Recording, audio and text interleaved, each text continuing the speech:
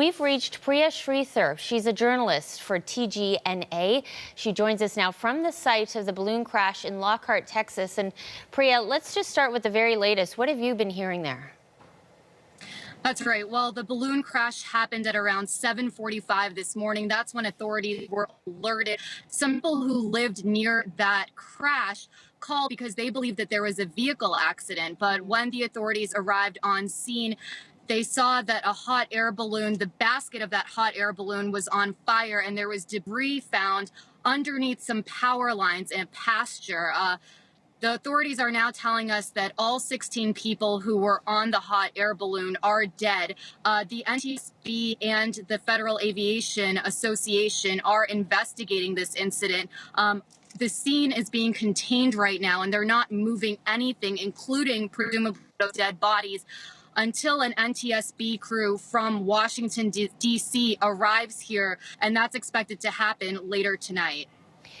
And you mentioned there that some people described it as the sound of like a car crash, and you've been talking to other people in the area. What are they able to tell you? So this is a really small town of about 13,000 people. It's located about 30 miles south of Austin, which is Texas's capital.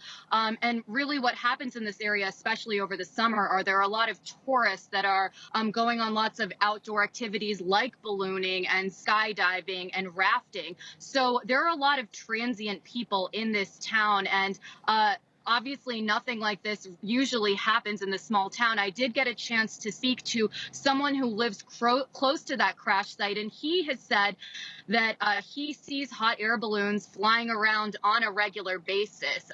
If that death toll is correct and 16 people did die today in that hot air balloon crash, that would be the biggest or the deadliest hot air balloon crash in United States history.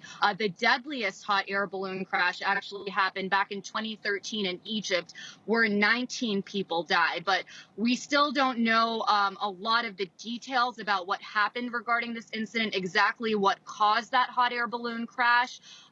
We have heard that in the past, a lot of hot air balloon accidents happen because the balloon will crash into something or because of weather-related causes. But again, we don't know in this instance what actually caused it.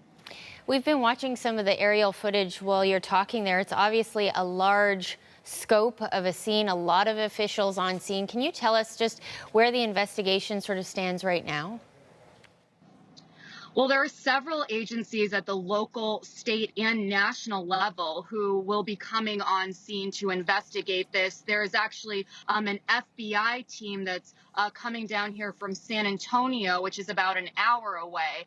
So they're still in the stages right now where they're collecting evidence. They said that the NTSB said that this is going to be a very, very difficult site to go through. So we're still at the preliminary stages.